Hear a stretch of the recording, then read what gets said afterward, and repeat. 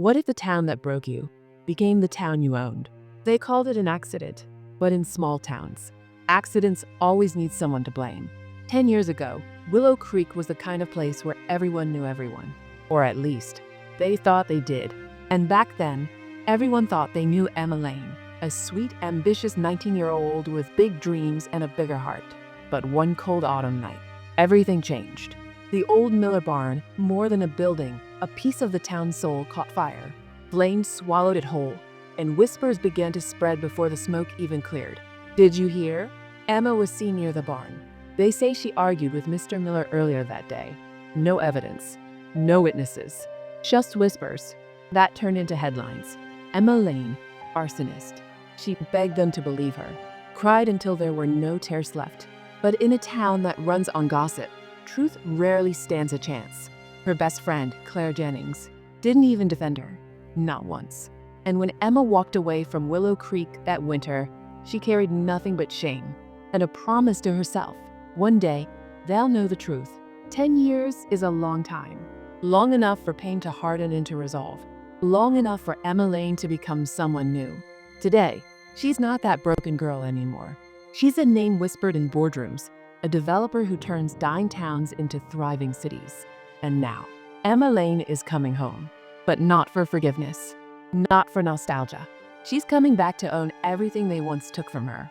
The plan. Quiet, calculated, ruthless. Buy up the land, the businesses, piece by piece, until Willow Creek belongs to her. The first deal, the old Jennings farm, owned by the family of the one person she once trusted most. But money isn't the only reason Emma's here. There's still one question that kept her awake for years. Who really burned down the Miller barn? Because deep down, Emma always knew she wasn't guilty. Someone else lit that fire.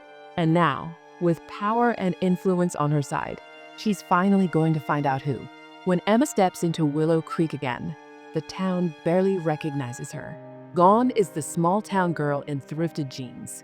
Now, she's a vision of confidence, designer heels clicking on the same cracked sidewalks that once carried her away in shame. But behind the smile is storm. The locals whisper again. Is that Emma Lane? What's she doing back here? She buys the cafe, the hardware store, even the Miller property, the very land where her life was shattered. And then, finally, she meets Claire. The reunion is warm, at least on the surface. Claire acts surprised, overjoyed, but Emma sees it, the flicker of fear in her old friend's eyes. Over coffee, Claire talks about the past like it's just one of those things. But Emma's heart pounds as she asks the question she's waited a decade to speak. That night at the barn, you were there, weren't you? Claire freezes, just for a second. But in that second, Emma knows. The truth is uglier than she imagined. It wasn't an accident. It wasn't Emma. It was Claire. She set the fire to cover up something far worse. A secret deal gone wrong. And when the flames rose, so did the perfect scapegoat, her best friend. Emma feels the weight of 10 years in that moment. All the nights she cried herself to sleep. All the times she thought she was crazy for holding on to hope. And now, it's all in front of her. But here's the twist. Emma doesn't call the police. She doesn't expose Claire to the world. Instead, she does something far colder. She buys her silence. And then, buys the rest of the town. Because for Emma Lane, revenge isn't about shouting the truth. It's about rewriting the story. So now, when people in Willow Creek talk about Emma Lane, they don't whisper about a girl who burned down a barn. They talk about the woman who rebuilt their entire town. And Claire?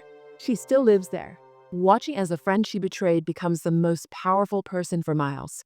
Sometimes justice doesn't come with sirens. Sometimes it comes with a smile and a signature on the dotted line. And as Emma stands on the balcony of her brand new development, looking over the town that once broke her, she whispers to herself, "You didn't believe me then, but you'll never forget me now." If you enjoyed this story, don't forget to like and subscribe for more powerful stories just like this one. And tell me in the comments, what would you do if your hometown turned its back on you?